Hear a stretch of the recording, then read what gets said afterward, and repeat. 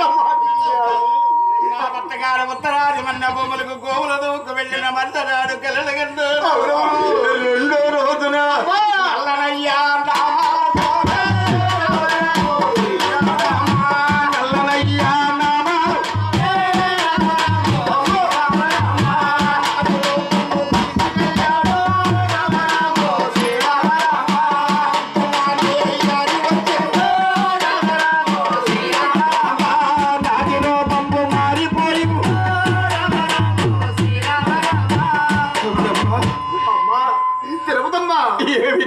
వ్యాపారం భోజనం తెలుసుకమ్మా. అవునమ్మా, ఇప్పుడే భోజనం చేసి పాత్రలు కనుక భోజనం చేశానమ్మా.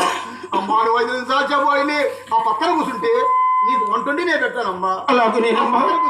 అమ్మవారు ఎక్కడికి వచ్చి ఉండగా ఆ వేపన వారి సుబ్బమ్మ వంట చేస్తుండగా మళ్ళీ సుందరం అమ్మవాడు చెక్కలు మంచి నీళ్ళు తీసుకుని రేవులోకే కదలి వచ్చు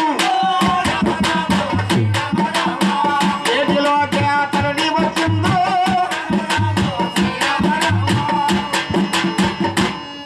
అక్కలు ఏమే మనం ఏ రొట్టి పెట్టలేం కదా, ఏ రొట్టి లేదు.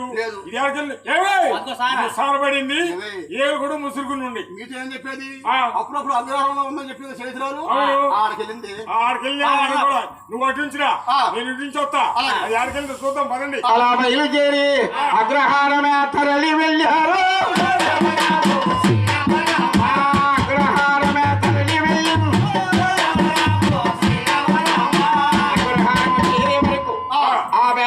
సుబ్బమ్మ అన్నమన్నమ్మ వారికి పెట్టబోతుండగా సుందరమ్మ హాయిగా చూసిన సుందరమ్మ హాయిగా చూసిన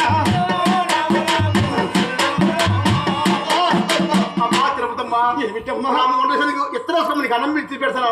నేను అన్నం పెడతాను.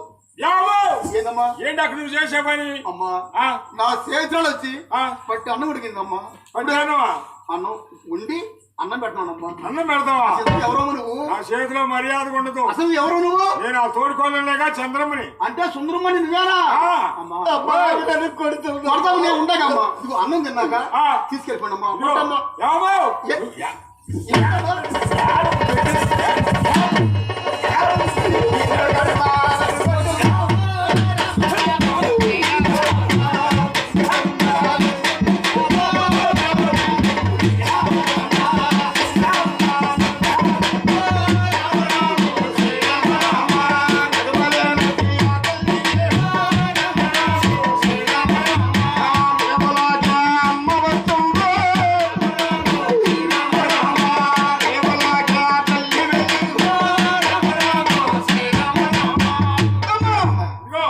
నాకు ఇప్పుడన్నా పట్టిడన్నం పెట్టి తల్లి అన్నం తీసుకొచ్చా గాని మళ్ళీ మళ్ళా పగల కొట్టావు కదబ్బా. నేను పగల కొట్టానా? నేను పగల కొట్టా.